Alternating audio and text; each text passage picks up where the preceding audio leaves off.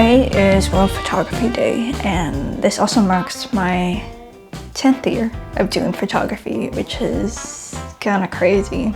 But I just wanted to do a video just talking about photography because I feel like the photography space online has been kind of negative lately, you know, with like AI generated images advancing and like how so few social media platforms actually focus on photography and how everyone's saying photography is dead. And like despite all of this, there's still a huge chunk of us who still deeply love and practice photography every single day. And the reality is that the rewards for photography in this day and age are quite slim. There are so many reasons why I love photography, but one of those reasons is that it allows me to just get out in the world and to be present and to just observe everything that's all around me. And while I'm doing that, I can also create. And I think that's honestly such a beautiful thing. This craft has been able to take me around the world, and it's always like an excuse to, you know, explore a new city, explore a new path or route, in the name of, you know, finding something beautiful, finding something visually interesting. And I find it's just a really good avenue to explore my curiosity, and I really love that. But also, like, photography itself is incredibly magical. Like the fact that we can just capture like a moment in time and keep that with us forever and have that live far beyond our years is just crazy to comprehend. And it's just, it sounds so obvious because photography is so easily accessible to us these days, and now we can do it with like our smartphones, but it's absolutely wild. Photography itself as a craft and as a skill, there are so many approaches when it comes to it, and I love that because I love being able to look at other people's photographs and hearing about how they approach photography, and it's also different for everybody. And like the more you do photography, you really realize like there is no right or wrong way to approach photography. It's just what feels best for you. And the more that I've done photography, the more that I've realized that the technical specs don't matter, and it's really all about honing in on your creative eye and looking for visually interesting moments and asking yourself why this matters. And even then, photography doesn't even have to be that deep. You could just take a photograph of a subject that doesn't really mean a whole lot to you, but it's just visually interesting, and like that in itself is completely valid too. So like, you see, there's so many different ways to go about it, and that's what I really love about it, and learning from other people, I guess. And there's one example I want to pull from this. People often like to compare Stephen Shore to William Egleston, who were both very renowned color photographers in kind of like the documentary space. And they both love to photograph really mundane and ordinary moments, but their approaches to photography were completely different. If you look at Stephen Shore's work, he loved to take a more technical, methodical approach, often photographing ordinary places on large format cameras. So, you know, with large format cameras, it's a very meticulous process in trying to set the camera up and, you know, having to take a longer exposure on really slow speed film. And if you look at his archive, it's very well documented, you know, writing down like the name of the town, city, and the year it was taken. William Egleston, on the other hand, really didn't care for, you know, all of these like technical, methodical rules. He just liked to photograph whatever was visually interesting, and you can tell in his photographs he still understood, you know, all of these photography principles. He just didn't put much of an emphasis on them. He just took a more carefree approach and wasn't really interested in technical analysis of his images. And if you take a look at his archive, most of his images are actually untitled. And I think that's such an interesting observation between these two photographers and their approaches to photography. So really cool to keep in mind.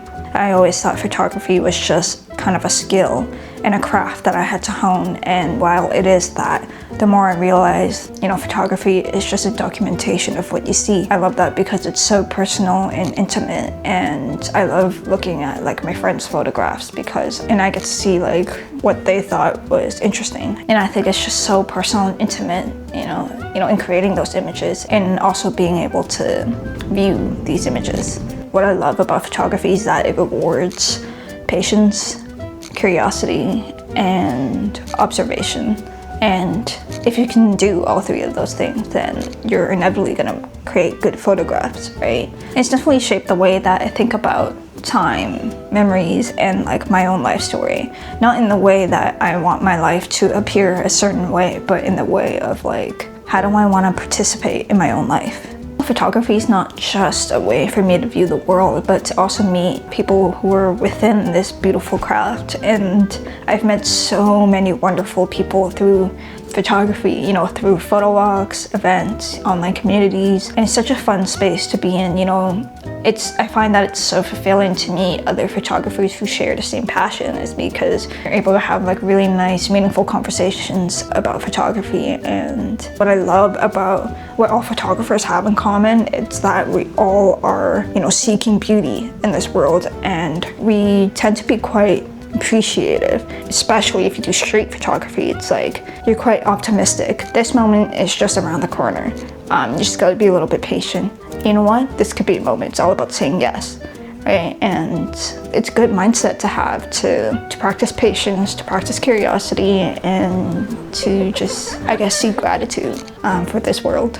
You know, my favorite subject to photograph is my own life. I love to photograph my family and my friends, and you know, the places that I keep coming back to. And even though I love travel photography, and that is such a privilege in itself, and I love exploring new places, I also think there's so much value in photographing the same place that's constantly changing over time, because the reality is that things are always changing, and sometimes it's as small as, like, you know, the graffiti on the wall that gets changed every other week. Sometimes the whole building is just non-existent, or a building has been built in front of this subject. And you know, being able to continuously photograph these spaces over time just holds so much historical value, and I think that in itself is just fun to photograph. So I feel like that gives me a lot of purpose, you know, just photographing my life the way that I see it now. And I feel like we're definitely heading into a whole new technological revolution that's going to change in the next few decades. So I'm very curious to see and compare, you know, my photographs from today to, you know, 50 years in the future.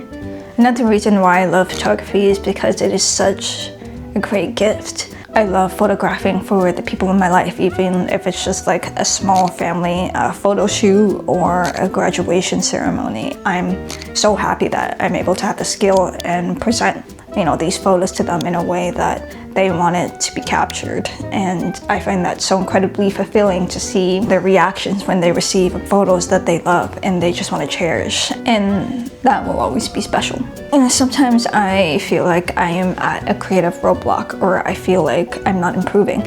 And the thing is, it's when you are improving, I feel like it tends to show up in very quiet moments, right? Sometimes I feel like I'm taking a picture of something completely mundane and I'm like, this isn't special. But as I look through my photo archive, I can see some of my compositions getting more complex, and I can see a stronger attention to, you know, light and shadow and detail. And sometimes my timing is just better. And sometimes you don't always see it, but you have to remember that not every photograph is gonna be your best photograph, right?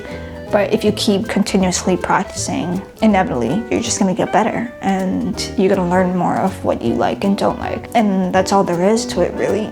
Yeah, sometimes I get quite emotional thinking about how much I love photography. It's a huge part of who I am, and I can't ever imagine not doing it. It's just a part of my life, and you know, I love getting up there and I love observing. I've always been an observer throughout my life, and yeah, you know, just witnessing beautiful things, like I can't imagine not doing that. But yeah, that's my love letter to photography.